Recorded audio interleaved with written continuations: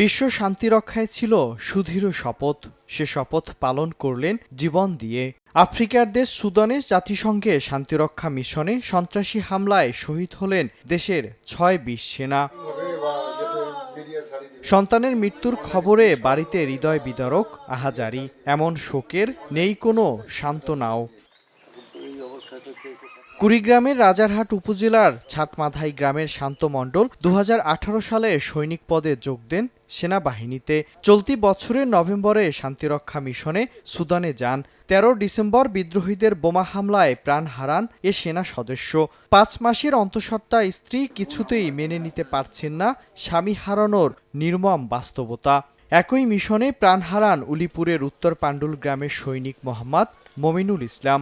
আমরা তার মঙ্গল কামনা করি। দিনগুলো যে কিভাবে যাবে তার স্ত্রীর যত দ্রুত সম্ভব লাশটা আমাদের কাছে পৌঁছে দেওয়া হোক।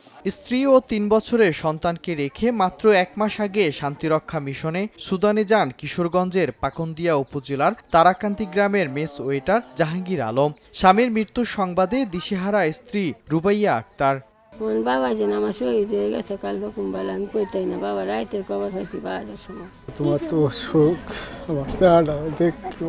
অপেক্ষা করতেছি লাশ কবে আসবে, তবে পাকুন্দিয়া ক্যাম্প থেকে ওনারা এসেছিলেন।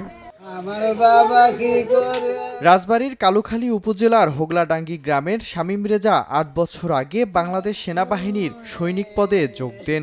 ১ মাস আগেই যান শান্তি মিশনে। ছেলের মৃত্যুর সংবাদ পেয়ে ভেঙে পড়েন বাবা আলম ফকির। ওরা মিশে কথা কাছে, আর মনে মরিয়ে গেছে, সে আনে মরে গেছিল রে। হামলায় শহীদ হয়েছে নাটোরের লালপুর উপজেলার দুর্গম বোয়ালিয়াপাড়া গ্রামের কর্পোরাল মাসুদ রানা। একমাত্র আদরের কন্যা মাগফিরাতুল মাওয়া আমিনা পিতা হারানো শোকে স্তব্ধ। একই ঘটনায় শহীদ সেনাবাহিনীর লন্ড্রি কর্মচারী সবুজ মিয়ার বাড়ি গাইবান্ধার পলাশবাড়িতে। তার বাড়িতেও চলছে শোকের মাতম।